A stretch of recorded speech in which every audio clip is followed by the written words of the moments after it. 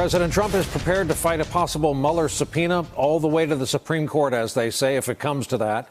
That is according to new reporting tonight from the Washington Post. The Trump legal team is still waiting for the special counsel to respond to their interview conditions. But the Post's Robert Costa, who joins us in just a moment, reports that, quote, in the meantime, Trump's lawyers are preparing to oppose a potential subpoena from Mueller for a Trump sit-down by drafting a rebuttal that could set off a dramatic fight in federal courts. That news comes as Trump attorney Rudy Giuliani ratchets up his public relations campaign trying to pressure Mueller to wrap this investigation up before the midterm elections. Giuliani told Bloomberg today, if he doesn't get it done in the next 2 or 3 weeks, we will just unload on him like a ton of bricks. More on that later. He added, write the damn report so we can see it and rebut it.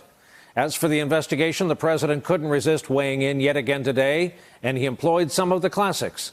The rigged Russian witch hunt goes on and on as the originators and founders of this scam continue to be fired up and demoted for their corrupt and illegal activity. All credibility is gone from this terrible hoax, capital H, and much more will be lost as it proceeds. No collusion, capital C. And a reminder that so far, the Mueller investigation has resulted in 35 indictments, including dozens of Russians and members of the president's campaign. Here with us tonight to talk about all of it, Robert Costa, national political reporter for The Washington Post and moderator in his spare time of Washington Week on PBS. And Mimi Rocah is back with us, former assistant U.S. attorney for the Southern District of New York, now a distinguished fellow in criminal justice at the Pace University School of Law. So, Bob, I'd like to begin with you. You spoke with Mayor Giuliani earlier today. What is his state of mind, and what did you infer is the state of play? He's watching the clock, Brian. He knows a week ago he and Jay Sekulow, the other Trump attorney, sent a letter to Mueller, in essence refusing an interview by the president that it had anything to do with questions about obstruction of justice. They're still waiting for Mueller to respond, and they're trying to see if Mueller's going to issue a subpoena to the president, and they're preparing for that scenario, writing a rebuttal now so it's ready, that they can issue immediately to start a court fight, to fight it at the district court level, at the circuit court level, and ultimately perhaps at the Supreme Court. Counselor, where is this leverage coming from that Rudy Giuliani appears to? When they say things like, we'll come down upon you like a ton of bricks, where are they getting that in the balance of power? He has no leverage. And, you know, hearing Giuliani talk like that to Robert Mueller, he reminds me far more one of the mobsters that he used to prosecute and that I used to prosecute than he does of a defense attorney of any standing. And, you know, people in the U.S. Attorney's Office and in criminal defense bar like to say your reputation is everything because, you know, as you go on to do cases, you carry with you the case you did before and what any lawyer you dealt with. Well, Giuliani apparently has just completely given up on his reputation and his credibility. For a former U.S. attorney to talk like that to and about Robert Mueller, who, whatever he may think or want to say about this investigation, you know, has led this life of public service and been dedicated to his country is really, it's shameful. I think it's bordering on unethical. And I think this latest statement,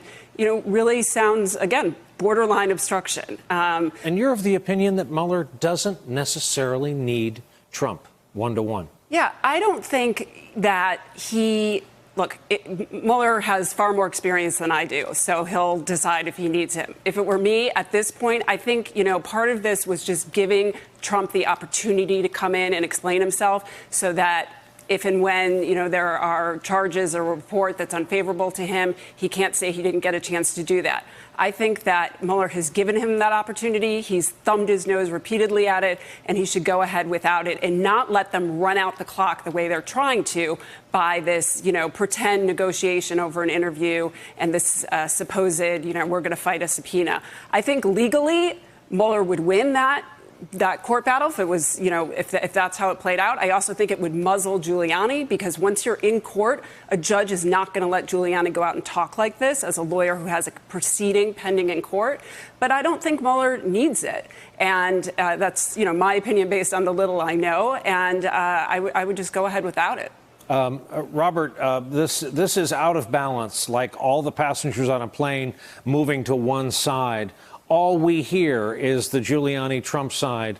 Mueller never speaks, never leaks. So when Rudolph Giuliani says he thinks Mueller is waiting for the disposition of the Manafort trial, when he thinks they're waiting to see if it's guilty or innocent, is that real? It's real to a point, but I think the previous point about how Mueller could issue a report any moment, in my conversation tonight with Mayor Giuliani, that really stood out because he acknowledged pretty bluntly that that is a possibility, that Mueller could decide enough of the games between the Trump team and Mueller and all this back and forth, the letter sending about the interview.